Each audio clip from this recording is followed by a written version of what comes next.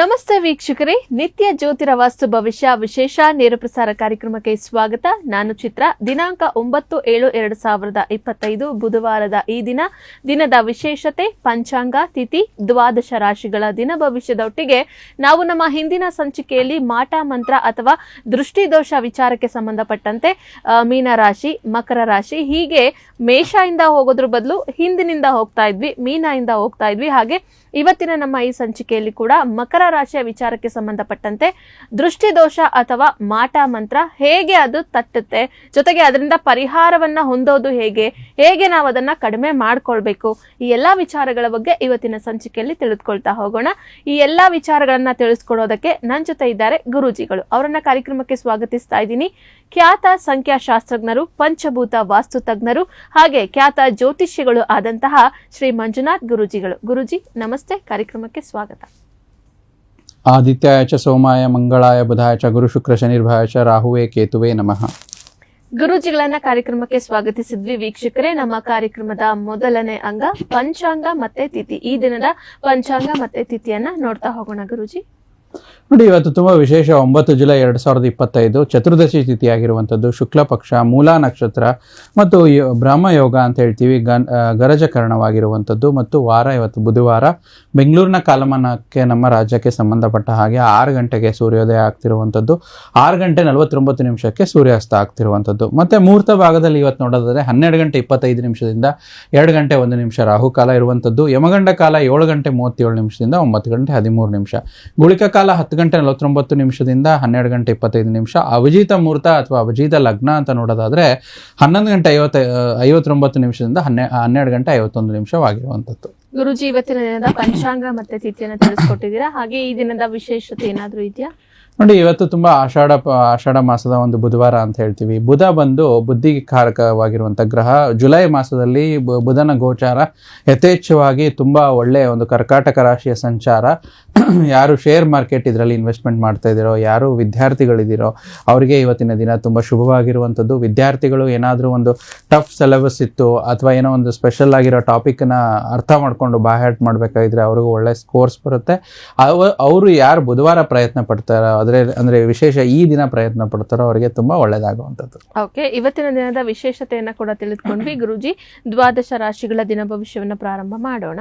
ಮೊದಲನೇದಾಗಿ ಮೇಷ ರಾಶಿಯವರಿಗೆ ಬುಧವಾರದ ದಿನ ಭವಿಷ್ಯ ಏನಿದೆ ನೋಡೋಣ ಗುರುಜಿ.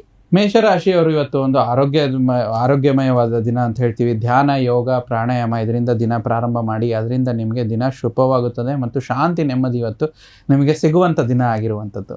ಓಕೆ, ಮೇಷರಾಶಿಯವರಿಗೆ ಇವತ್ತಿನ ದಿನ ಒಳ್ಳೇದಾಗುತ್ತೆ, ಹಾಗೆ ಶಾಂತಿ ನೆಮ್ಮದಿಯ ದಿನ ಆಗಿದೆ. ಒಳ್ಳೇದಾಗ್ಲಿ ಅಂತ ಹೇಳ್ತಾ ಇನ್ನು ಮುಂದಿನ ರಾಶಿ ವೃಷಭ ರಾಶಿ. ವೃಷಭ ರಾಶಿಯವರು ನೋಡಿ, ತುಂಬ ವಿಶೇಷವಾಗಿ ಸ್ವಲ್ಪ ಆಹಾರದ ಕ್ರಮದ ಬಗ್ಗೆ ಗಮನ ಹರಿಸಿ. ವಿಶೇಷವಾಗಿ ಮೈಗ್ರೇನ್ ರೋಗಗಳು, ಆ ಥರ ಒಂದು ತಲೆನೋವಿಗೆ ಸಂಬಂಧಪಟ್ಟಂಥ ಕಾಯಿಲೆಗಳು, ಅದ್ರ ಬಗ್ಗೆ ಸೂಕ್ತ ಎಚ್ಚರಿಕೆ ತೆಗೆದುಕೊಳ್ಬೇಕು. ಮತ್ತು ನಿಮ್ಮ ಊಟ ತಪ್ಪಿಸಿದಲ್ಲಿ ಅದರ ಅನಗತ್ಯ ಒಂದು ಭಾವನಾತ್ಮಕ ಒತ್ತಡ ಉಂಟಾಗುತ್ತೆ. ಹೊಟ್ಟೆಯಲ್ಲಿ ಏನೋ ಒಂದು ಏರುಪೇರಾಗುತ್ತೆ. ಊಟ ಸಮಯಕ್ಕೆ ಸರಿಯಾಗಿ ಮಾಡಿ ಇವತ್ತಿನ ದಿನದಲ್ಲಿ ಅಂತ ನೋಡ್ತಾ ಬರ್ತೀವಿ. ಓಕೆ, ವೃಷಭ ರಾಶಿಯವರು ಇವತ್ತಿನ ದಿನ ಸ್ವಲ್ಪ ಹೊಟ್ಟೆಗೆ ಸಂಬಂಧಿಸಿದಂತೆ ನೀವು ಊಟ ಮಾಡಬೇಕಾದ್ರೆ ಎಚ್ಚರಿಕೆಯಿಂದ ಇರಿ ಅಂತ ಹೇಳ್ತಾ ಇನ್ನು ಮುಂದಿನ ರಾಶಿ ಮಿಥುನ ರಾಶಿ. ಮಿಥುನ ರಾಶಿ ನೋಡಿ, ನಿಮ್ಮ ಕೆಲಸದ ಬಗ್ಗೆ ನೀವು ನೋಡ್ಕೊಳ್ಳೋದು ಇವತ್ತು ಉತ್ತಮವಾದ ದಿನ. ಆದಷ್ಟು ಕಡಿಮೆ ಹಸ್ತಕ್ಷೇಪ ಮಾಡಿ. ಅಂದರೆ ಇಲ್ದಿದ್ರೆ ಏನಾಗುತ್ತೆ ಅಂದರೆ ಇನ್ನೊಬ್ಬರ ಒಂದು ವಿಚಾರ ನಿಮಗೆ ಕಿರಿಕಿರಿಯನ್ನು ತರಬಹುದು, ಅವರ ವಿಚಾರ ತಲೆನೋವನ್ನು ತರಬಹುದು. ಅದರಿಂದ ನಿಮ್ಮ ಸಮಯ ವ್ಯರ್ಥವಾಗುವಂಥ ದಿನ. ಅದಕ್ಕೆ ಆದಷ್ಟು ನಿಮ್ಮ ಕೆಲಸದ ಬಗ್ಗೆ ಯಥೇಚ್ಛವಾದ ಗಮನ ಜಾಸ್ತಿ ಇರಲಿ ಅಂತ ಸೂಚಿಸ್ತಾ ಇದೆ. ಗುರುಜಿ, ಮಿಥುನ ರಾಶಿಯವರಿಗೆ ಏನಾದ್ರು ಪರಿಹಾರ ಕ್ರಮಗಳನ್ನ ಇವತ್ತಿನ ದಿನ ತಿಳಿಸ್ಕೊಡ್ತೀರಾ? ನೋಡಿ, ಆದಷ್ಟು ಓಂ ಬುಧಾಯ ನಮಃ, ಓಂ ನಮೋ ಭಗವತೆ ವಾಸುದೇವಾಯ, ಈ ರೀತಿ ಮಂತ್ರಗಳನ್ನು ಜಪ ಮಾಡಿ ಅವ್ರ ದಿನನಿತ್ಯ ಇತ್ಯಾದಿ ಕರ್ಮಗಳಾದ ನಂತರ ಮನೆಯಿಂದ ಹೊರಡಬೇಕಾದ್ರೆ ಈ ಮಂತ್ರ ಜಪ ಮಾಡಿದ್ರೆ ಏನು ಅಡಚಣೆಗಳಿದೋ ಅದು ದೂರ ಆಗುವಂಥದ್ದು. ಓಕೆ, ಮಿಥುನ ರಾಶಿಯವರಿಗೆ ಒಂದು ಪರಿಹಾರ ಕ್ರಮ ಇವತ್ತಿನ ಮಟ್ಟಿಗೆ ನೀವು ಮಾಡ್ಕೊಳ್ಬೇಕಾದಂತಹ ಒಂದು ಮಂತ್ರ ಜಪವನ್ನ ಗುರೂಜಿಗಳು ತಿಳಿಸ್ಕೊಟ್ಟಿದ್ದಾರೆ. ಆದಷ್ಟು ಅದನ್ನ ಮಾಡ್ಕೊಳ್ಳಿ ಅಂತ ಹೇಳ್ತಾ ಇನ್ನು ಮುಂದಿನ ರಾಶಿ ಕರ್ಕಾಟಕ ರಾಶಿ. ಕರ್ಕಾಟಕ ರಾಶಿಯವರು ನೋಡಿ, ಇವತ್ತು ಸ್ವಲ್ಪ ಏನೋ ನಿಮ್ಮ ಮದುವೆ ಒಂದು ಸಾಂಸಾರಿಕ ಜೀವನದಲ್ಲಿ ಭಿನ್ನಾಭಿಪ್ರಾಯ, ನಿಮ್ಮ ಸಂಗಾತಿಯೊಂದಿಗೆ ಸ್ವಲ್ಪ ಜಗಳವಾಗುವಂಥ ಸಮಯ. ಹೇಗಾದರೂ ಮಾಡಿ ನಿಮ್ಮ ಸಂಗಾತಿ ತನ್ನ ಬುದ್ಧಿವಂತಿಕೆ ತೋರಿಸುತ್ತಾ ನಿಮ್ಮನ್ನು ಶಾಂತಗೊಳಿಸ್ತಾರೆ. ಆದಷ್ಟು ತುಂಬ ಕಿರಿಕಿರಿ ಮಾಡ್ಕೋಬೇಡಿ. ಯಾವುದೇ ಒಂದು ಮಾತುಕತೆ ವಿವಾದದಿಂದ ದೂರವಿರಿ. ಅದರಿಂದ ನಿಮಗೆ ದಿನ ಆರಾಮದಾಯಕವಾಗಿರುವಂಥದ್ದು. ಕರ್ಕಾಟಕ ರಾಶಿಯವರಿಗೆ ಕೂಡ ಇವತ್ತಿನ ದಿನ ಆರಾಮದಾಯಕವಾದ ದಿನ ಆಗಿದೆ. ಒಳ್ಳೇದಾಗ್ಲಿ ಅಂತ ಹೇಳ್ತಾ ಗುರೂಜಿ, ಇನ್ನು ಮುಂದಿನ ರಾಶಿ ಸಿಂಹ ರಾಶಿ. ಸಿಂಹ ರಾಶಿಯವರು, ನಿಮ್ಮ ಇವತ್ತಿನ ಪ್ರೀತಿಯ ಜೀವನದಲ್ಲಿ ಏನೋ ಸ್ವಲ್ಪ ಕಿರಿಕಿರಿಗಳು ಉಂಟಾಗುವಂಥದ್ದು, ಯಾರಾದರೂ ಒಬ್ಬರ ಹಸ್ತಕ್ಷೇಪ ಉಂಟಾಗುವಂಥದ್ದು, ಇದರಿಂದ ನಿಮ್ಮ ಮನಸ್ಸಿನಲ್ಲಿ ಉದ್ಭವವಾಗುವ ಒಂದು ಕಿರಿಕಿರಿಗಳು, ಅದರ ಬಗ್ಗೆ ಸ್ವಲ್ಪ ಎಚ್ಚರಿಕೆ ಇರಿ. ಮತ್ತು ಹೊಸ ಹಣ ಗಳಿಕೆಯ ವಿಚಾರದಲ್ಲಿ ಇವತ್ತು ನಿಮಗೆ ಲಾಭ ಸಿಗುವಂಥ ದಿನವಾಗಿರುವಂಥದ್ದು. ಸಿಂಹ ರಾಶಿಯವರಿಗೆ ಕೂಡ ಇವತ್ತಿನ ದಿನ ಲಾಭದಾಯಕವಾದ ದಿನ ಆಗಿದೆ. ಒಳ್ಳೇದಾಗ್ಲಿ ಅಂತ ಹೇಳ್ತಾ ಇನ್ನು ಮುಂದಿನ ರಾಶಿ ಕನ್ಯಾ ರಾಶಿ. ಇಂದು ನೀವು ನಿಮ್ಮ ಆರೋಗ್ಯ ಮತ್ತು ನೋಟವನ್ನು ಸುಧಾರಿಸಲು ಸ್ವಲ್ಪ ಹೆಚ್ಚು ಕೆಲಸ ಮಾಡಿ, ಅದಕ್ಕೆ ಸಾಕಷ್ಟು ಸಮಯ ನೀಡಿ ಮತ್ತು ಒಂದು ಒಳ್ಳೆಯ ಅಭ್ಯಾಸವನ್ನು ರೂಢಿಸಿಕೊಳ್ಳಿ. ಒಂದು ಡೈರಿಯಲ್ಲಿ ಬರೆದಿಟ್ಕೊಳ್ಳಿ, ಒಂದು ರೆಸೊಲ್ಯೂಷನ್ ಅಂತ ಮಾಡ್ಕೊಳ್ಳಿ. ಅದರಿಂದ ನಿಮ್ಮ ದಿನ ಇವತ್ತು ತುಂಬ ಆನಂದಮಯವಾಗಿರುತ್ತೆ. ಕನ್ಯಾ ರಾಶಿಯವರಿಗೆ ಇವತ್ತಿನ ದಿನ ಆನಂದಮಯವಾದ ದಿನ ಆಗಿದೆ. ಮುಂದಿನ ರಾಶಿ ತುಲಾ ರಾಶಿ ಬಗ್ಗೆ ನೋಡೋದಕ್ಕೂ ಮುಂಚೆ ಗುರುಜಿ, ನಮಗೆ ವಾಟ್ಸ್ಆಪ್ ನಲ್ಲಿ ಒಂದು ಪ್ರಶ್ನೆ ಇತ್ತು, ಅದನ್ನ ತಗೊಂಡ್ಬಿಡೋಣ. ಖಂಡಿತ. ಇವರು ಹೆಸರನ್ನ ತಿಳಿಸ್ತಾ ಇದ್ದಾರೆ, ಸುನಿಲ್ ಅಂತ. ಓಕೆ. ಜನ್ಮ ದಿನಾಂಕ ಗುರೂಜಿ 29/9/1998. 29/9/98. ಓಕೆ. ಜನ್ಮ ಸಮಯ 11:46 PM ಗಳಲ್ಲಿ. ಜನ್ಮಸ್ಥಳ ಚನ್ನಪಟ್ಟಣ. ಓಕೆ. ಏನ್ ಪ್ರಶ್ನೆ ಇದೆ? ಪ್ರಾಪರ್ಟಿ ಪರ್ಚೇಸ್ ಮಾಡೋದಕ್ಕೆ ಇವ್ರಿಗೆ ಮತ್ತೆ ಲ್ಯಾಂಡ್ ಲಿಟಿಗೇಷನ್ ಬಗ್ಗೆ ಕೇಳ್ತಾ ಇದ್ದಾರೆ ಗುರುಜಿ. ಬರೀ ಪ್ರಾಪರ್ಟಿ ಇಶ್ಯೂಸ್ ಬರ್ತಾ ಇದೆ ಅಂತ ಹೇಳಿ ಕೇಳ್ತಾ ಇದ್ದಾರೆ. ಅದಕ್ಕೆ ಏನಾದರೂ ತೊಂದರೆಗಳೇನಾದರೂ ಇದೆಯಾ ಅಂತ ಕೇಳ್ತಾ ಇದ್ದಾರೆ. ನೋಡಿ, ಯಾವುದೇ ಒಂದು ಜಾತಕದ ವಿಚಾರವಾಗಿ ಮೊದಲನೇದಾಗಿ ಅವರ ಒಂದು ಜನ್ಮ ಕುಂಡ್ಲಿ ಅನುಸಾರವಾಗಿ ಹುಟ್ಟಿರುವಂಥ ದಿನ ಮಂಗಳವಾರವಾಗಿರುವಂಥದ್ದು. ಪೂರ್ವಾಷಾಢ ನಕ್ಷತ್ರ, ಧನುರ್ ರಾಶಿ ಮತ್ತು ಮಿಥುನ ಲಗ್ನದ ವಿಚಾರ ಇವರ ಜಾತಕ. ಪ್ರಾಪರ್ಟಿಗೆ ಅಂತಂದರೆ ಪ್ರಾಪರ್ಟಿಗೆ 2 ರೀತಿ ಬರುತ್ತೆ. ಒಂದು ಜಾತಕದ ಅನುಸಾರವಾಗಿ ನೋಡಿದ್ರೆ ಚತುರ್ಥ ಭಾವ, 4th ಹೌಸ್ ಅಂತ ಹೇಳ್ತೀವಿ. ಅಥವಾ ಅವರ ಒಂದು ಗ್ರಹ ಅನುಸಾರವಾಗಿ ನೋಡ್ಬೇಕಂದ್ರೆ ಕುಜ ಅಂತ ಹೇಳ್ತೀವಿ, ಅಂದರೆ ಮಂಗಳ ಗ್ರಹ ಅಂತ ಹೇಳ್ತೀವಿ. ಯಾರು ಸುನಿಲ್ ಪ್ರಶ್ನೆ ಕಳಿಸಿದ್ದಾರೆ, ಇವರಿಗೆ ಕುಜ 3ನೇ ಮನೆಯಲ್ಲಿರುವಂಥದ್ದು, ಅದು ರಾಹು ಜೊತೆ ಇರುವಂಥದ್ದು. ಅಂದರೆ ಏನಾಗುತ್ತೆ, ಸಣ್ಣ ಪುಟ್ಟ ಕುಜ ರಾಹು ಕಾಂಬಿನೇಷನ್ ಯಾರಿಗೆ ಒಂದೇ ಭಾವದಲ್ಲಿ ಕುಜ ರಾಹು ಇರ್ತಾರೋ ಅವರಿಗೆ ಸ್ವಲ್ಪ ಏನಾದರೂ ಅನಗತ್ಯ ಸಂಘರ್ಷಗಳು ಜಾಸ್ತಿ ಆಗುತ್ತೆ. ಮತ್ತೆ ಚತುರ್ಥಾಧಿಪತಿ ಕೂಡ ಸ್ವಲ್ಪ ವೀಕ್ ಆಗಿದ್ದಾರೆ. ಹಸ್ತಗ್ರಹ ಬುಧ ಚತುರ್ಥಾಧಿಪತಿಯಾಗಿ ಚತುರ್ಥ ಭಾವದಲ್ಲಿ ಇದೆ. ಅಂದ್ರೆ ಇವ್ರ ತಂದೆಯಿಂದ ಪ್ರಾಪರ್ಟಿ ಬರ್ಬೋದು ಅಥವಾ ಪ್ರಾಪರ್ಟಿ ಮಾಡೋದ್ರಲ್ಲಿ ಈಸಿ ಇರ್ಬೋದು. ಬಟ್ ಆದ್ರೆ ಏನಾಗ್ತಿದೆ ಅಂತಂದ್ರೆ ಸ್ವಲ್ಪ ಹಸ್ತ ಬುಧ ಇರೋದ್ರಿಂದ ಹೆಚ್ಚು ಶ್ರಮ ಹಾಕ್ಬೇಕಾಗ್ತಿದೆ. ಈಗಿನ ದಶಾಭುಕ್ತಿ ನೋಡೋದಾದ್ರೆ ಪ್ರಾಪರ್ಟಿಗೆ ಅಧಿಪತಿಯಾಗಿರುವಂತಹ ಕುಜಗ್ರಹದ ದಶ 2020ರಿಂದನೇ ಪ್ರಾರಂಭವಾಗಿದೆ. ಆದ್ರೆ ಕುಜನ ಪ್ಲೇಸ್ಮೆಂಟ್ ಸರಿ ಇಲ್ಲ ಇವ್ರ ಜಾತಕದಲ್ಲಿ. ಈಗ ಆಗ್ಬಿಟ್ಟು ಅವ್ರಿಗೆ ಮಂಗಳ ಗ್ರಹ ಏನಿದೆ ಅಂತಂದ್ರೆ 2020ರಿಂದನೂ ಈ ಸಮಸ್ಯೆಗಳನ್ನ ಎದುರಿಸ್ತಾ ಇರ್ಬೋದು. ಇವರಿಗೆ ಮಂಗಳ ಶುಕ್ರ ನಡೀತಿದೆ. ಮುಂಬರುವ ಸಮಯದಲ್ಲಿ ಈ ವರ್ಷ ಆಗಸ್ಟ್ ನಂತರ ಮಂಗಳ ಮಹಾದಶದಲ್ಲಿ ಸೂರ್ಯ ಅಂತರ್ದಶ ನಡೆಯುತ್ತೆ. ಆ ಸಮಯದಲ್ಲಿ ಇವರಿಗೆ ಪ್ರಾಪರ್ಟಿ ಅನುಕೂಲ ಆಗುತ್ತೆ. ಅಲ್ಲಿವರೆಗೂ ಏನಾದ್ರೂ ಅನಗತ್ಯ ಏನೋ ಕೈ ಹಾಕಿರೋ ಲಿಟಿಗೇಷನ್ ಆಗ್ಬೋದು, ಅಥವಾ ಇವರೇ ಏನೋ ಒಂದು ಪ್ರಾಪರ್ಟಿ ಮಾರೋದಿರುತ್ತೆ, ಎಲ್ಲ ಡೀಲ್ ಆಗಿರುತ್ತೆ, ಕೊನೆ ಹಂತಕ್ಕೆ ಕಟ್ ಆಗ್ಬೋದು. ಅಥವಾ ಇವ್ರು ಯಾವ್ದಾದ್ರು ಒಂದು ಪ್ರಾಪರ್ಟಿ ತಗೋಬೇಕು ಅಂತಂದ್ರೆ ಯಾವ್ದೋ ಒಂದು ಪೇಪರ್ ಲೀಗಲ್ ಅಲ್ಲಿ ಸಿಕ್ಕಾಕೊಳ್ಳೋದು, ಈ ರೀತಿ ಸಮಸ್ಯೆಗಳು ಇದೆ ಅಂತ ಇವ್ರ ಜಾತಕ ಪ್ರಕಾರ ಕಾಣಿಸ್ತಾ ಇದೆ. ಆದಷ್ಟು ಕುಜನಿಗೆ ಅಧಿಪತಿಯಾಗಿರುವಂತ ಸುಬ್ರಹ್ಮಣ್ಯ ಸ್ವಾಮಿಯ ಆರಾಧನೆ ಜಾಸ್ತಿ ಮಾಡ್ಲಿ.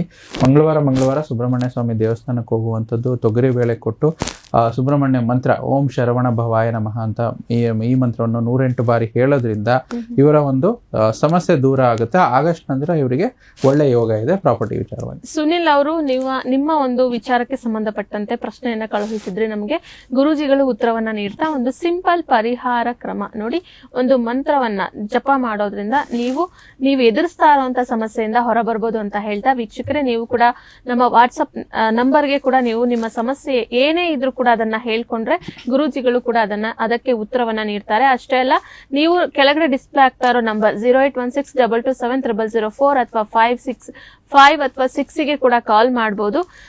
ಹಾಗೆ ಕೆಳಗಡೆ ಡಿಸ್ಪ್ಲೇ ಆಗ್ತಾ ಇರೋ ಮೊಬೈಲ್ ನಂಬರ್ 10 ಸಂಖ್ಯೆಗಳ ಮೊಬೈಲ್ ನಂಬರ್ ಇದೆ, ಅದರಲ್ಲೂ ಕೂಡ ಆ ನಂಬರ್ಗೆ ಕೂಡ ನೀವು ಕಾಲ್ ಮಾಡಬಹುದು. ಸೊ ನಿಮ್ಮ ಸಮಸ್ಯೆಗಳ ಬಗ್ಗೆ ನೀವು ಕೇಳಬಹುದು ಅಂತ ತಿಳಿಸ್ತಾ ಗುರೂಜಿ, ನಾವು ತುಲಾ ರಾಶಿ ಬಗ್ಗೆ ನೋಡ್ಬೇಕಾಗಿತ್ತು.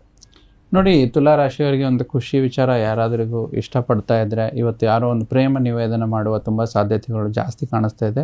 ಮತ್ತು ನೀವು ಯಾವಾಗಲೂ ಬಯಸಿದ ರೀತಿಯ ಕೆಲಸವನ್ನು ಕಚೇರಿಯಲ್ಲಿ ಇವತ್ತು ನೀವು ಮಾಡ್ಬೋದು. ಅಂದರೆ ಎಕ್ಸ್ಪೆರಿಮೆಂಟಲ್ ಬೇಸಿಸ್ ನೀವು ವರ್ಕಲ್ಲಿ ಏನಾದ್ರು ಮಾಡ್ತಾ ಇದ್ರೆ ಇವತ್ತು ರಿಸ್ಕ್ ತೊಗೊಂಡು ಮಾಡ್ಬೋದು. ಅದರಿಂದ ನಿಮಗೆ ಆ ಕೆಲಸ ಸುಲಭವಾಗುವಂಥ ದಿನ, ಅಂದರೆ ಇವತ್ತಿನ ದಿನ ನಿಮಗೆ ಸಪೋರ್ಟ್ ಇರುವಂಥದ್ದು. ಆ ರೀತಿ ಪ್ರಯತ್ನ ಮಾಡಿ ನೀವು ಸಕ್ಸಸ್ನ ಪಡ್ಕೋಬಹುದು.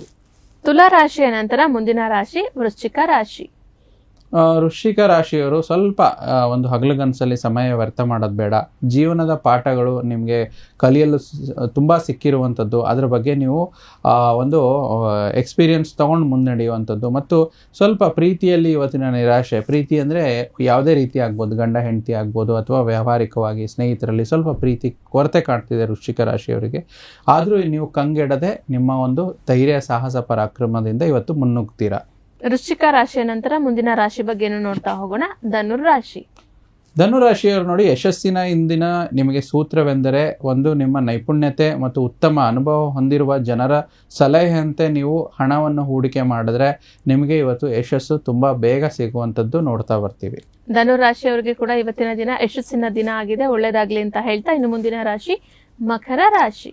ಮಕರ ರಾಶಿಯವರಿಗೆ ಸ್ವಲ್ಪ ಏನೋ ಒಂದು ಆರೋಗ್ಯದ ವಿಚಾರವಾಗಿ ಸಮಸ್ಯೆಗಳು, ಅಸ್ವಸ್ಥತೆಯನ್ನು ತರಬಹುದು. ಆರ್ಥಿಕವಾಗಿ ನೀವು ಸಾಕಷ್ಟು ಬಲವಾಗಿ ಇವತ್ತು ಕಾಣಿಸ್ತೀರಾ. ಗ್ರಹ ಮತ್ತು ನಕ್ಷತ್ರಗಳ ಚಲನೆಯಿಂದಾಗಿ ನಿಮಗಾಗಿ ಹಣ ಸಂಪಾದಿಸುವ ಅನೇಕ ಅವಕಾಶಗಳು ಇವತ್ತು ನಿಮಗೆ ಹುಡುಕಿಕೊಂಡು ಬರುತ್ತವೆ. ಮಕರ ರಾಶಿಯ ನಂತರ ಇನ್ನು ಮುಂದಿನ ರಾಶಿ ಕುಂಭರಾಶಿ. ಕುಂಭರಾಶಿಯವರು ನೋಡಿ, ಇವತ್ತು ನಿಮ್ಮ ಮನೆಯಲ್ಲಿ ಸೂಕ್ಷ್ಮ ಸಮಸ್ಯೆಗಳನ್ನು ಬಗೆಹರಿಸಲು ನಿಮ್ಮ ಬುದ್ಧಿವಂತಿಕೆ ಮತ್ತು ಪ್ರಭಾವವನ್ನು ಬಳಸಬೇಕಾಗುತ್ತೆ. ಪ್ರೀತಿ ಪಾತ್ರರೊಡನೆ ಸಿಹಿ ತಿಂಡಿ, ಮಿಠಾಯಿ ಹಂಚಿಕೊಳ್ಳುವ ಸಾಧ್ಯತೆ ತುಂಬ ಇದೆ. ಕುಂಭರಾಶಿಯವರ ವಿಚಾರಕ್ಕೆ ಸಂಬಂಧಪಟ್ಟಂತೆ ಇವತ್ತಿನ ದಿನ ಭವಿಷ್ಯ ಹೇಗಿದೆ ಅಂತ ಹೇಳಿ ತಿಳಿದುಕೊಂಡ್ವಿ. ಇನ್ನು ಕೊನೆಯ ರಾಶಿ ಮೀನರಾಶಿ. ಮೀನರಾಶಿಯವರಿಗೆ ನೋಡಿ, ಅತ್ಯಂತ ಪ್ರಭಾವಿ ಜನರ ಬೆಂಬಲ, ನಿಮಗೆ ನೈತಿಕ ಸ್ಥೈರ್ಯ ಇವತ್ತು ಬರುವಂಥದ್ದು. ಆಪ್ತ ಸ್ನೇಹಿತನ ಸಹಾಯದಿಂದ ಇಂದು ನಿಮ್ಮ ಒಂದು ವ್ಯಾಪಾರದಲ್ಲಿ ಹಣ ಗಳಿಕೆ, ಹಣದ ಲಾಭವಾಗುವ ಎಲ್ಲ ಉತ್ತಮವಾದ ಆರ್ಥಿಕವಾಗಿರುವಂಥ ದಿನವಾಗಿರುವಂಥದ್ದು. ಇಲ್ಲಿಗೆ ದ್ವಾದಶ ರಾಶಿಗಳ ದಿನ ಭವಿಷ್ಯ ಕೂಡ ಮುಕ್ತಾಯ ಆಗಿದೆ. ಗುರೂಜಿ, ಮತ್ತೊಂದು ಪ್ರಶ್ನೆ ಇತ್ತು, ತಗೊಂಡ್ಬಿಡೋಣ. ಖಂಡಿತ. ಇವರು ಹೆಸರನ್ನ ತಿಳಿಸ್ತಾ ಇದ್ದಾರೆ ಗುರೂಜಿ, ಆದ್ಯ ಅಂತ ಹೇಳಿ. ಆದ್ಯ? ಹೌದು, ಆದ್ಯ. ಇವರ ಜನ್ಮ ದಿನಾಂಕ 24/8/2016. ಓಕೆ. ರಾತ್ರಿ ಸಮಯ 8:50ಕ್ಕೆ. ತುಮಕೂರು ಗುರೂಜಿ ಸ್ಥಳ. ಓಕೆ. ಗುರೂಜಿ, ಇವರು ಎಜುಕೇಶನ್ ಮತ್ತೆ ಹೆಲ್ತ್ ವಿಚಾರಕ್ಕೆ ಸಂಬಂಧಪಟ್ಟಂತೆ ಅವರ ಮುಂದಿನ ಎಜುಕೇಶನ್ ಹೆಂಗಿರುತ್ತೆ ಅಂತ ಹೇಳಿ ಕೇಳ್ತಾ ಇದ್ದಾರೆ. 2016 ಅಲ್ವಾ? ಸೊ ಅದೇ ಕೊಟ್ಟಿರೋ ಡೀಟೇಲ್ಸ್. ಬುಧವಾರ ಹುಟ್ಟಿರೋದು, ಕೃತಿಕಾ ನಕ್ಷತ್ರ, ವೃಷಭ ರಾಶಿ ಬರುವಂಥದ್ದು, ಮೀನ ಲಗ್ನದ ಜಾತಕ.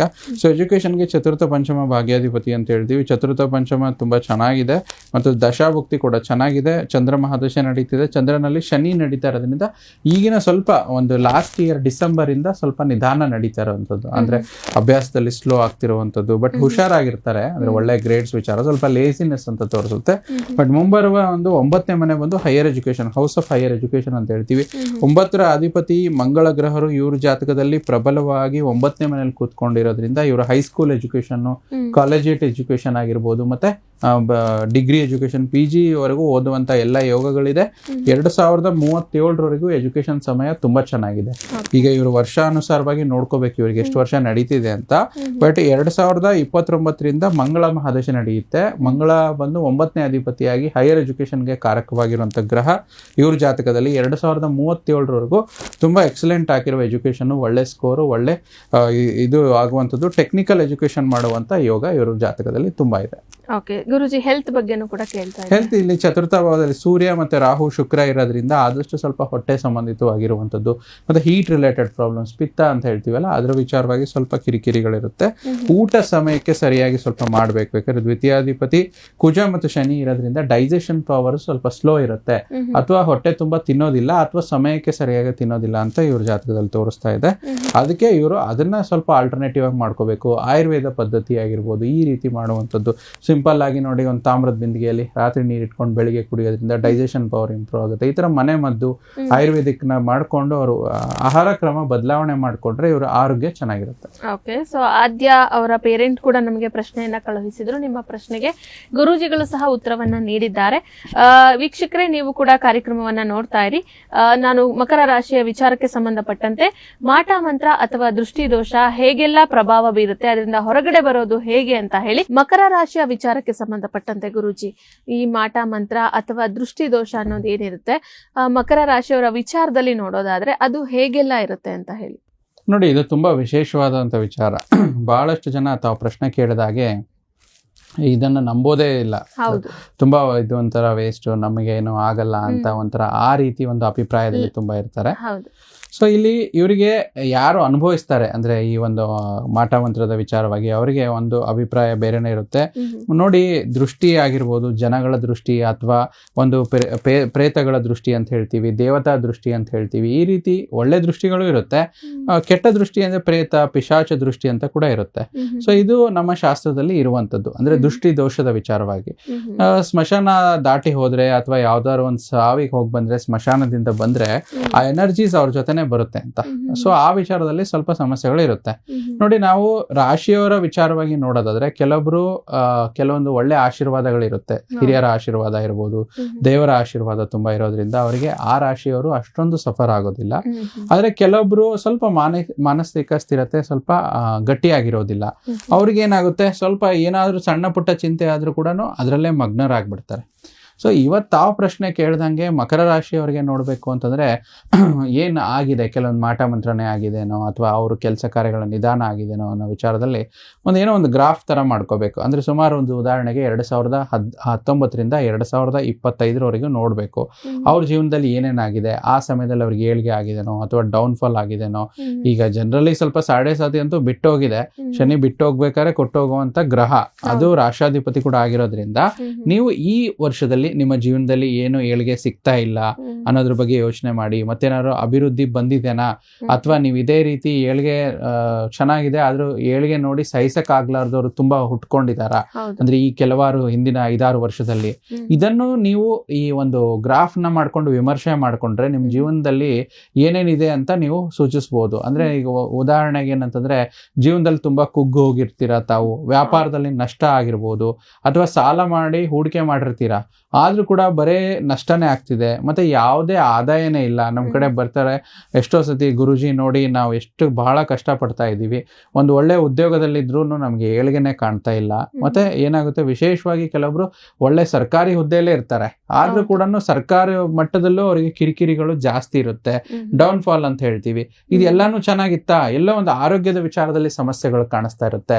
ಡಾಕ್ಟರ್ ಹತ್ರ ಹೋಗಿರ್ತಾರೆ, ಎಲ್ಲಾ ಟೆಸ್ಟ್ ಮಾಡಿಸಿರ್ತಾರೆ, ಔಷಧೋಪಚಾರ ಎಲ್ಲ ತಗೊಂಡ್ರು ಕೂಡ ಅವರಿಗೆ ಮಾನಸಿಕ ಒಂದು ಸಮಾಧಾನನೇ ಇರಲ್ಲ. ಅಂದ್ರೆ ಅವರಿಗೆ ಪ್ರಾಕ್ಟಿಕಲ್ ಔಷಧಿ ಅವ್ರಿಗೆ ಏನು ಕೆಲಸ ಮಾಡ್ತಾನೆ ಇರಲ್ಲ. ಈ ಮಾಟ ಮಂತ್ರ ಆದವ್ರಿಗೆ ಏನಾಗಿರುತ್ತೆ ಅಂತಂದ್ರೆ ಒಂದು ಪ್ರಶ್ನಾರ್ಥಕ ಚಿಹ್ನೆ ತರ ಆಗ್ಬಿಟ್ಟಿರುತ್ತೆ. ಅದರಲ್ಲಿ ವಿಶೇಷವಾಗಿ ಮಕರ ರಾಶಿಯವರಿಗೆ ಒಂದು ತುಂಬಾ ಬೇಗ ಇವರಿಗೆ ಸಮಸ್ಯೆಗಳು ಕೊಡುತ್ತೆ. ಪ್ರಾಕ್ಟಿಕಲ್ ಕೆಲವೊಂದನ್ನ ಅವರು ಮನೆಯಲ್ಲೇ ಬೇಕಾದ್ರೆ ಚೆಕ್ ಮಾಡ್ಕೋಬಹುದು. ಇದು ಅಲ್ದಿರ ಏನಂತಂದ್ರೆ, ಮನೆಯಲ್ಲಿ ಒಂದು ಕನ್ನಡಿ ಬಿದ್ದು ಹೊಡೆದೋದ್ರೆ ಅನಗತ್ಯವಾಗಿ ಅರಿಶಿನ ಕುಂಕುಮ ಏನಾದ್ರು ಚೆಲ್ಲಿದ್ ಬಿಟ್ರೆ, ಅಥವಾ ತುಂಬಾ ದಿನನಿತ್ಯ ದಿನಂಪ್ರತಿ ಹಾಲನ್ನ ತಂದಿರ್ತಾರೆ, ತರೋ ತರ ತಂದಿರ್ತಾರೆ, ಹಾಲ್ ಕಾಸಿದ ನಂತರ ಇಮಿಡಿಯೇಟ್ ಆಗಿ ಹಾಲು ಹೊಡೆದೋಗುವಂಥದ್ದು, ಫ್ರೆಶ್ ಆಗಿರೋ ಹಾಲಿರುತ್ತೆ. ಸೊ ಮನೆಯಲ್ಲಿ ಏನೋ ಒಂದು ಕಿರಿಕಿರಿ ನಡೀತಿದೆ, ಸುಮ್ನೆ ಒಂದು ಸಣ್ಣ ವಿಚಾರಕ್ಕೆ ದೊಡ್ಡ ಜಗಳ ಆಗುವಂಥದ್ದು, ಸಣ್ಣ ಪುಟ್ಟ ವಿಚಾರಕ್ಕೆ, ಸಣ್ಣ ವಿಚಾರ ಸಿಟ್ಟು ಅತಿರೇಕಕ್ಕೆ ಹೋಗುವಂಥದ್ದು, ನಿಮ್ಗೆ ಕಂಟ್ರೋಲೇ ಆಗದೆ ಇರುವಂಥದ್ದು.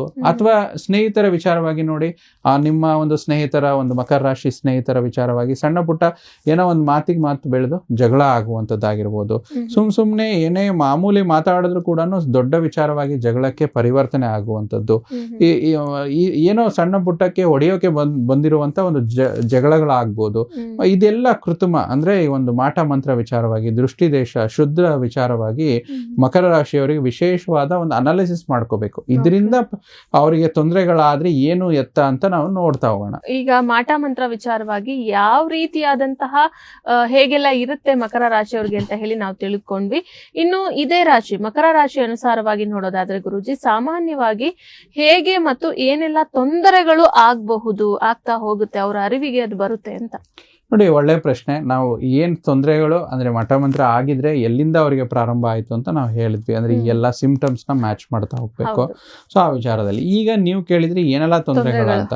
ಸೊ ನೋಡಿ, ನಾವು ರಾಶಿ ಅನುಸಾರವಾಗಿ ನೋಡಿದ್ರೆ ಮಕರ ರಾಶಿಯವರಿಗೆ ಬಹಳ ಪ್ರಮುಖವಾಗಿ ಇರುವಂತದ್ದು 3 ಗ್ರಹಗಳು. ಅವು ಯಾವುವು ಅಂದ್ರೆ ಷಷ್ಠಾಧಿಪತಿ ಆಗಿರುವಂತದ್ದು ಬುಧ ಗ್ರಹ, ಅಂದ್ರೆ ಬುಧ ಗ್ರಹ ಷಷ್ಠ್ಯಾಧಿಪತಿ ಆಗಿರೋದ್ರಿಂದ, ಮತ್ತೆ ಇಲ್ಲಿ ಏನಂತಂದ್ರೆ ಪ್ರಾರಬ್ಧ ಕರ್ಮ ಅಂತ ಹೇಳ್ತೀವಿ, 6ನೇ ಮನೆ. ಸೊ ಅದರಿಂದ ಏನಾಗುತ್ತೆ, ಬುಧನಿಂದ ಏನ್ ಸಮಸ್ಯೆ ಆಗುತ್ತೆ, ಏನೇ ಮಾತಾಡಿದ್ರು ಸಾಕು ದೊಡ್ಡ ಗಲಾಟೆನೆ ಆಗ್ಬಿಡುತ್ತೆ ಒಂದು ಚಿಕ್ಕ ಮಾತಿನಿಂದ. ಮತ್ತೆ ಪಿತ್ರಾರ್ಜಿತ ಆಸ್ತಿಯ ವಿಚಾರವಾಗಿ ಸಣ್ಣ ಪುಟ್ಟ ಮಾತಲ್ಲಿ ಕೂಡ ಶುರುವಾಗಿ ಕೊನೆಗೆ ಜಗಳದಲ್ಲಿ ಅಂತವಾಗ್ಬೋದು, ಅಥವಾ ಕೋರ್ಟ್ ವರೆಗೂ ಹೋಗುವಂಥದ್ದು. ಈ ಮಕರ ರಾಶಿಯವರಿಗೆ ಮೊದಲೇ ಸಿಂಪ್ಟಮ್ಸ್ ಅದು ಬುಧ ಗ್ರಹದಿಂದ. ಇನ್ನು ಕೆಲವೊಂದು ಭೂಮಿ ವಿಚಾರದಲ್ಲಿ ಒಂದು ಎಷ್ಟೇ ಇದು ಮಾಡಿದ್ರು ಎಲ್ಲೋ ಒಂದು ಸೇಲ್ ಆಗಿದೆ, ಅಗ್ರಿಮೆಂಟ್ ಆಗಿದೆ, ಎಲ್ಲ ಆಯ್ತು, ಟೋಕನ್ ಅಮೌಂಟ್ ಕೂಡ ಕೊಟ್ಟಾಯ್ತು ಅನ್ನೋ ವಿಚಾರದಲ್ಲಿ ಕೊನೆ ಹಂತಕ್ಕೆ ಬಂದು ಎದುರುಗಡೆ ಪಾರ್ಟಿ ಎಷ್ಟೇ ಕರೆದ್ರೂ ಕೂಡ ರಿಜಿಸ್ಟ್ರೇಷನ್ ಮಾಡ್ಕೊಳ್ದೇ ಇರುವಂತದ್ದು ಸಮಸ್ಯೆ ಆಗಿರ್ಬೋದು. ಮತ್ತೆ ಇದರ ವಿಚಾರವಾಗಿ ಏನೇ ಪ್ರಯತ್ನ ಪಟ್ಟರು ಮುಂದೆನೆ ಹೋಗ್ತಾ ಇಲ್ಲ. ಆಲ್ರೆಡಿ ಮುಕ್ಕಾಲ್ ಭಾಗ ಅಥವಾ ಇವರು ಮಕರ ರಾಶಿಯವರೇ ಬುಧನ ಹೇಗೆ ತೊಂದರೆ ಆಗುತ್ತೆ ಮಾಟ ಮಂತ್ರ ಅಂದ್ರೆ, ಎಲ್ಲಾನು ಕೊಟ್ಬಿಟ್ಟಿದೀವಿ, ಇನ್ನೇನ್ ರಿಜಿಸ್ಟ್ರೇಷನ್ ಮಾಡ್ಕೋಬೇಕು ಅಂತಂದ್ರೆ ಎದುರುಗಡೆ ಪಾರ್ಟಿ ಬರ್ತಾ ಇಲ್ಲ, ಈ ರೀತಿ. ಮತ್ತು ಇನ್ನು ಬುಧನಿಗೆ ಸಂಬಂಧಪಟ್ಟ ಹಾಗೇನೆ ಮದುವೆ ಕೂಡ ಆಗ್ತಾ ಇಲ್ಲ. ಮಾಟ ಮಂತ್ರ ಮಾಡಿಸಿದ್ರೆ ಏನಾಗ್ಬಿಡುತ್ತೆ, ಹೆಣ್ಣಿನ ಮನೆಯವರು ಅಥವಾ ಗಂಡಿನ ಮನೆಯವರು ನೋಡ್ತಾರೆ, ಮಾತುಕತೆ ಆಗುತ್ತೆ, ಒಂದು ಎಂಗೇಜ್ಮೆಂಟ್ ಆಗುತ್ತೆ, ಒಂದು ಡೇಟ್ ಫಿಕ್ಸ್ ಮಾಡ್ತಾರೆ. ಆದ್ರೆ ಕೊನೆಯ ಸಮಯದಲ್ಲಿ ಅದು ಏನೋ ಒಂದು ಕಾರಣಾಂತರವಾಗಿ ನಿಂತು ಹೋಗ್ಬಿಡುತ್ತೆ. ಈ ರೀತಿ ಆಗುವಂಥದ್ದು ನೋಡ್ತೀವಿ. ಸಣ್ಣ ಪುಟ್ಟ ಜಗಳ ಮನೆಯಲ್ಲಿ, ಮಕ್ಕಳು ಸಣ್ಣ ಪುಟ್ಟಕ್ಕೂ ಕೂಡ ತುಂಬಾ ಎಳೆದಾಡ್ತಿರ್ತಾರೆ, ಕಿರ್ಚಾಡ್ತಿರ್ತಾರೆ, ಇದೆಲ್ಲ ಆಗ್ತಿರುತ್ತೆ. ಮತ್ತೆ ಬುಧನಿಂದ ಏನೇನು ಸಮಸ್ಯೆ, ಆ ಗ್ರಹದ ವಿಚಾರವಾಗಿ ಈ ದುಸ್ವಪ್ನಗಳು ಜಾಸ್ತಿ ಬರುತ್ತೆ, ಕೆಟ್ಟ ಕೆಟ್ಟ ಸ್ವಪ್ನಗಳು. ಆ ಸ್ವಪ್ನದಲ್ಲಿ ಏನಾಗುತ್ತೆ, ಮಾಟ ಮಂತ್ರ ಆಯ್ತು ಅಂತಂದ್ರೆ ಕೆಲವೊಂದು ಯಾರೋ ಬಂದು ಕತ್ತಿ ಸಿಗುತ್ತಾರ, ಮಾತೇ ಬರ್ತಾ ಇಲ್ಲ ಅವ್ರು ಎಕ್ಸ್ಪ್ರೆಸ್ ಮಾಡೋದಕ್ಕೆ, ಈ ರೀತಿ ಸಮಸ್ಯೆಗಳು ನೋಡ್ತೀವಿ. ಮತ್ತೆ ಒಂದು ಬುಧನಿಂದ ಇಷ್ಟೆಲ್ಲ ಸಮಸ್ಯೆಗಳು ನೋಡಿದ್ರೆ, ಮತ್ತೆ ಮಕರ ರಾಶಿಗೆ ರಾಷ್ಟ್ರಾಧಿಪತಿಯಾದ ಶನೇಶ್ವರರು ಕೂಡ ಬಾಧಕಾಧಿಪತಿ ಗ್ರಹ ಆಗುವಂಥದ್ದು. ಬಾಧಕಾಧಿಪತಿ ಅಂದ್ರೆ ಏನಾಗುತ್ತೆ, ನಿಮ್ಗೆ ನೀವು ನಿಧಾನಕ್ಕೆ ಮುಳುಗ್ತಾ ಬರ್ತೀರಾ, ನಿಮ್ಗಿರುವಂತ ಸಮಸ್ಯೆಗಳನ್ನ ಅರ್ಥ ಮಾಡ್ಕೊಳ್ಳೋಕೆ ಆಗೋದಿಲ್ಲ, ದೊಡ್ಡ ದೊಡ್ಡ ಸಮಸ್ಯೆ ಆಗಿದೆ ಅಂತ ಗೊತ್ತಾಗೋದಿಲ್ಲ, ಅಷ್ಟರಲ್ಲಿ ನೀವು ಮುಳುಗೋಗ್ಬಿಟ್ಟಿರ್ತೀರಾ. ಕುತ್ತಿಗೆಗೆ ಬಂದ್ಮೇಲೆ ಇನ್ನೇನ್ ತಲೆಗೆ ಬಂತು ಅನ್ನೋದ ವಿಚಾರದಲ್ಲಿ ಅವಾಗ ಆಕ್ಷನ್ ತಗೊಳ್ಳುವಂಥದ್ದು. ಯಾಕಂದ್ರೆ ರಾಷ್ಟ್ರಾಧಿಪತಿ ಶನೇಶ್ವರ ಬಾಧಕಾಧಿಪತಿ ಆಗಿರೋದ್ರಿಂದ ಈ ರೀತಿ ಆಗುತ್ತೆ. ಮತ್ತೆ ಇನ್ನೂ ಒಂದು ಯಾವುದೇ ಒಂದು ಮಾಟ ಮಂತ್ರ ಈ ರೀತಿ ಆಗಿದ್ರೆ, ನೀವು ಒಂದು ಒಬ್ಬ ಜ್ಯೋತಿಷ್ಯ ಶಾಸ್ತ್ರದಲ್ಲಿ ಒಂದು ಉಲ್ಲೇಖ ಇದೆ. ಅಂದ್ರೆ ಅವರು ಜ್ಯೋತಿಷ್ಯರಲ್ಲಿ ಬಂದು ಪ್ರಶ್ನಾ ಲಗ್ನದಲ್ಲಿ ನೋಡಿದಾಗ ಶನೇಶ್ವರರು ಅಂದ್ರೆ ಮಕರ ಲಗ್ನ ಅಂತ ಬಂತು, ಆರೂಢ ಲಗ್ನದಲ್ಲಿ ಈ ಒಂದು ಮಾಟ ಮಂತ್ರದ ವಿಚಾರ ಗೊತ್ತಾಗುತ್ತೆ.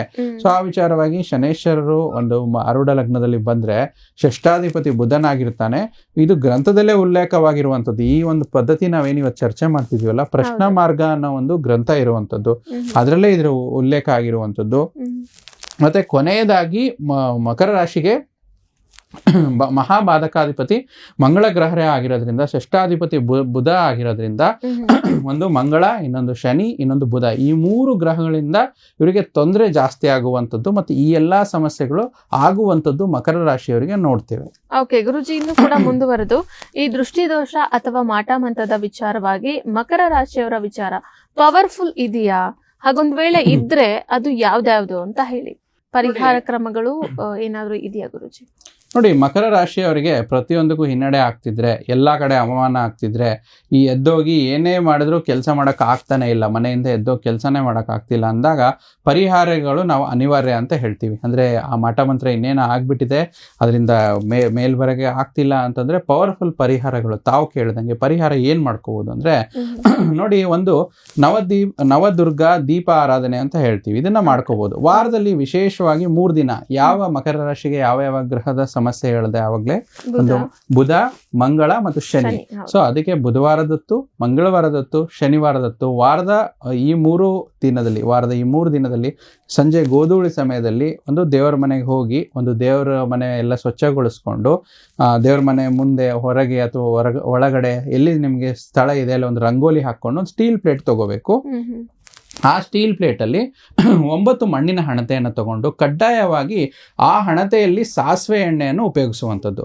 ಆ ಸಾಸಿವೆ ಎಣ್ಣಿನಿಂದ ದೀಪ ಹಚ್ಚುವಂಥದ್ದು 9 ದೀಪ 9 ನವದುರ್ಗೆಯರನ್ನ ಸೂಚಿಸುತ್ತೆ. ಸೊ ವಿಶೇಷವಾಗಿ ದುರ್ಗೆಯ ಮಂತ್ರ ಈ ರೀತಿ ಬರುತ್ತೆ, ಇದನ್ನ ತಾವು ಓದಬಹುದು. ಪ್ರಥಮಂ ಶೈಲಪುತ್ರೇತಿ, ದ್ವಿತೀಯಂ ಬ್ರಹ್ಮಚಾರಿಣಿ, ತೃತೀಯಂ ಚಂದ್ರಗಂಟೇತಿ, ಕೂಷ್ಮಾಂಡೇ ಚತುರ್ವಿತತಂ, ಪಂಚಮಂ ಸ್ಕಂದ ಮಾತೇತ, ಷಷ್ಠಂ ಕಾತ್ಯಾಯನೆ ಚ, ಸಪ್ತಮಂ ಕಾಲರಾಸ್ತ್ರೇಶ, ಮಹಾಗೌರಿತಂ ಅಷ್ಟಮಂ, ನವಮಂ ಸಿದ್ಧಿದಾತ್ರೆ ಚ, ನವದುರ್ಗಿ ಪ್ರಕೀತತ, ಸೊ ಈ ಮಂತ್ರವನ್ನು 9 ಹಣತೆಯಲ್ಲಿ ದೀಪ ಹಚ್ಚಿರ್ತಾರಲ್ವ, ಒಂದು ವಿಶೇಷವಾಗಿ ಸಾಸಿವೆ ಎಣ್ಣೆ ಉಪಯೋಗಿಸ್ಕೊಂಡು ಈ ಮಂತ್ರವನ್ನು ಕಡ್ಡಾಯವಾಗಿ ಹೇಳುವಂಥದ್ದು.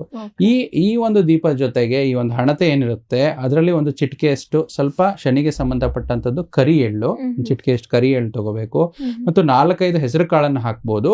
ಮಂಗಳನಿಗೆ ಸಂಬಂಧಪಟ್ಟಂತ ಧಾನ್ಯ ಅಂದ್ರೆ ತೊಗರಿ ಬೇಳೆ ಅಂತ ಹೇಳ್ತೀವಿ, ಆ ತೊಗರಿ ಬೇಳೆಯನ್ನ ಹಾಕುವಂಥದ್ದು. ಯಾಕಂದ್ರೆ ವಿಶೇಷವಾಗಿ ಈ ಧಾನ್ಯಗಳು ಆ ಗ್ರಹಕ್ಕೆ ಸಂಬಂಧಪಟ್ಟಿರುವುದರಿಂದ ಶನೇಶ್ವರರು, ಬುಧ ಗ್ರಹರು, ಮಂಗಳ ಗ್ರಹರು ಸಂಬಂಧಪಟ್ಟಿರುವಂಥದ್ದು. ಸೊ ಈ ರೀತಿ ಅವರಿಗೆ ಒಂದು ವಿಶೇಷವಾದ ಪರಿಹಾರ ಈ ಒಂದು ಹಣತೆ ಮೂಲಕ ಆಗುತ್ತೆ. ಸ್ವಲ್ಪ ಇದನ್ನ ಯಾರಿಗೆ ಮಾಡೋಕ್ಕಾಗಲ್ವೋ ಅದನ್ನ ವಿಶೇಷವಾದ ಕೆಲವೊಂದು ತಂತ್ರಗಳು ಕೂಡ ಮಾಡಬಹುದು, ಸಿಂಪಲ್ ಆಗಿರುವಂಥದ್ದು.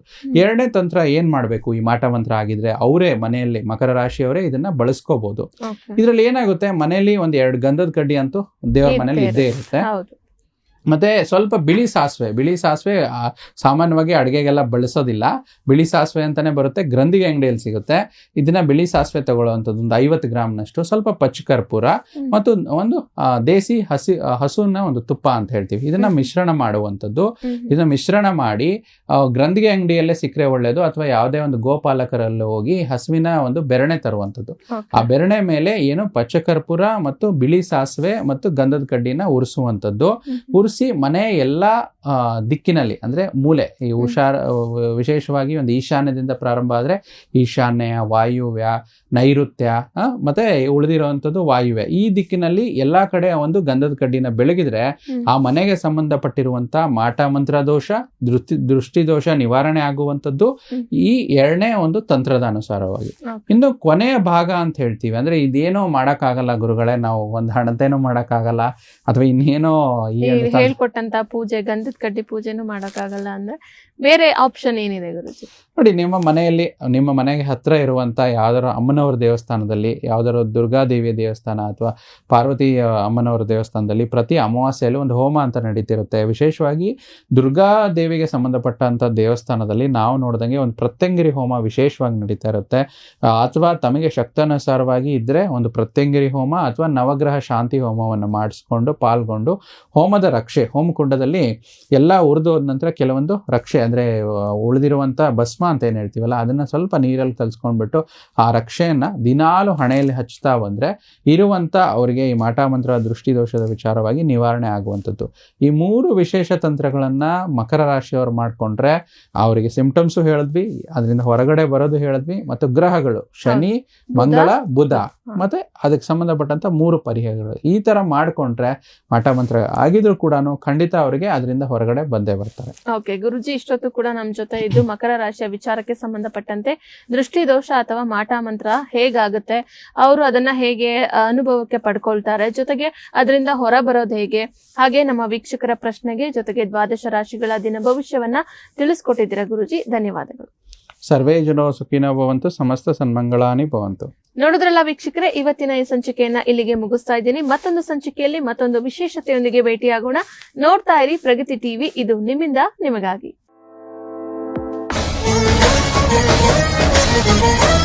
Thank you.